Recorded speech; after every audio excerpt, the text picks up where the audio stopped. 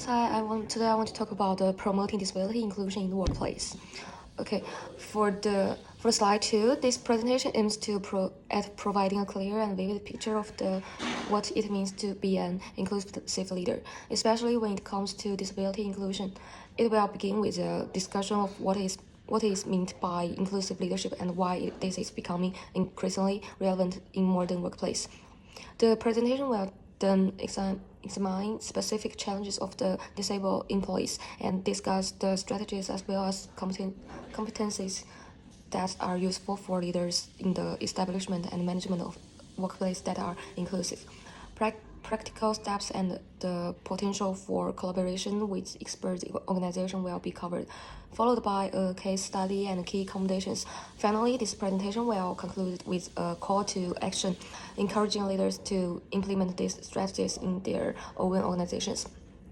For slides 3 and 4, inclusive leadership is one that attempts not only to accept the embraced diversity, but also to try to promote it in a way that would allow everyone to feel welcomed and appreciated in the workplace.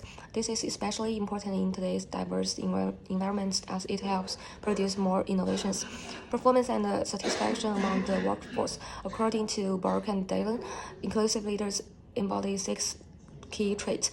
They are committed to diversity, encourages in the challenging norms, aware of their bias, curious about different perspectives, culturally intelligent, and collaboration.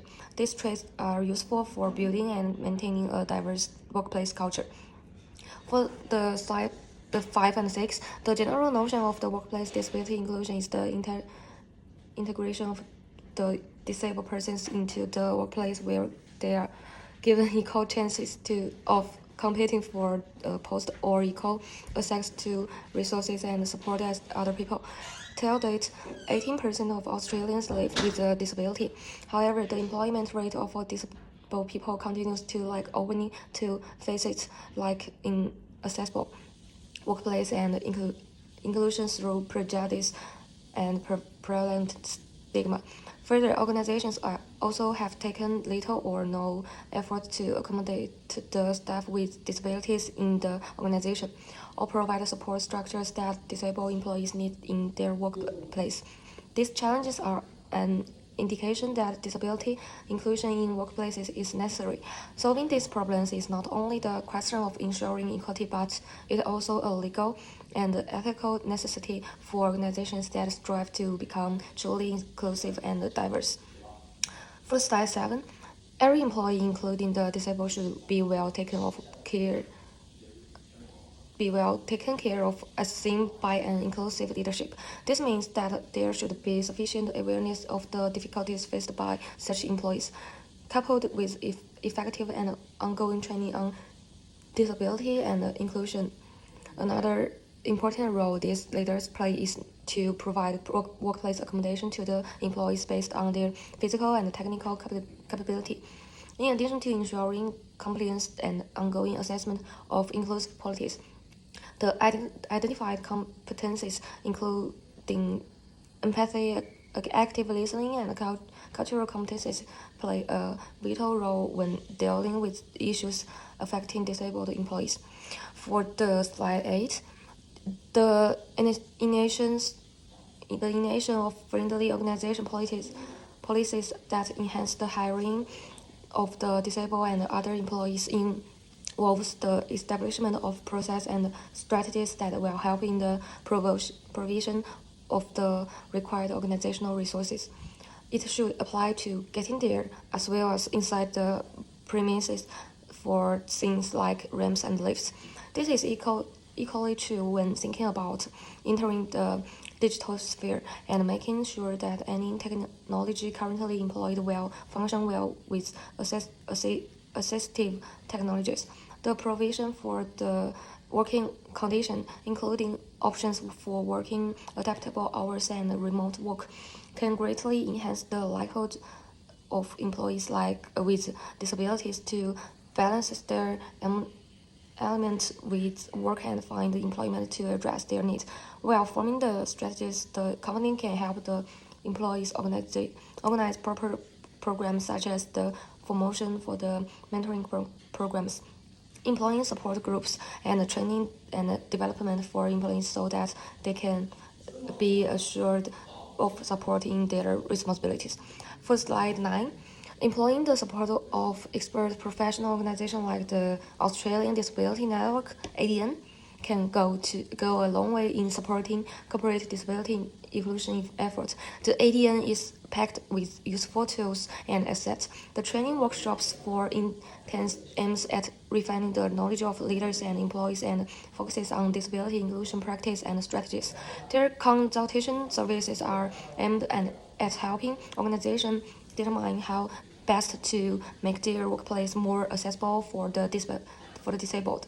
In addition, the ADN has the provision of the toolkit and guidelines, which are useful documents in the workplace as it can be referred to when engaging or maintaining inclusiveness. For slide 10, this slide will focus on the example of Telstra, which is the largest telecommunications company in Australia that has practiced disability inclusion at the workplace. Where Telstra has performed well is with the Allroads Flex program that the company has introduced for employees with disabilities, which provides flexible work options to accommodate the differential needs of disabled workers. This program is one of the strands of the Telstra Accessibility Action Plan, a substantial business-wide initiative to improve both the physical and digital accessibility. Also, over the years, the Telstra has developed a good employee network that provides prominent support for the employees with disability. These efforts have enhanced employee engagement and staff loyalty, further supporting Telstra's commitment to hiring the disabled workforce, making the company a model for the employment of the disabled in Australia. The example of Telstra shows that implementing principles of diversity and equality is not only applies for staff but also can be helpful for building a better image and achieving better results in business performance. For slide 7, inclusive leaders should set up their mind to learn more about disability inclusion and should also support the improvement of disability inclusion knowledge within their organization. In addition to this, it is equally important to regularly update and monitor the success of inclusive policies that are to be adopted within a setting. These policies should be backed up by management across organizational hierarchies to ensure that they remain relevant, effective, and enforced throughout. Additionally, empowering diversity also means embracing the promoting free speech in the workplace and recognizing cultural differences through events and initiatives.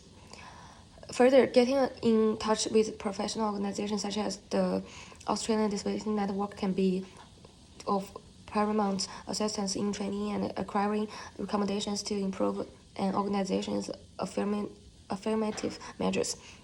For the slide 12, to sum up, this presentation has outlined the concept of inclusive leadership with a focus on disability inclusion in organizations. It has recognized the need for a leader in fostering movement towards inclusiveness, explored the considerations of how it is done incrementally, and identify the advantage of working with organizations to facilitate such change. As leaders, it is high time to act toward the improvement of the general well-being of the entire mankind. The leaders should actually await the deployment of the recommendation given alongside embracing leadership by example and encouraging the message of diversity not only on the lips but also in the actions. It is crucial to understand that this is a process that will keep going on, and alongside updating them and improving them from time to time. It is important to share this practice, promote equality across the organization, and encouraging others to do the same as well. Together, this will help design workplaces where everyone can fulfill themselves and where no disability can become an obstacle. That's all. Thank you.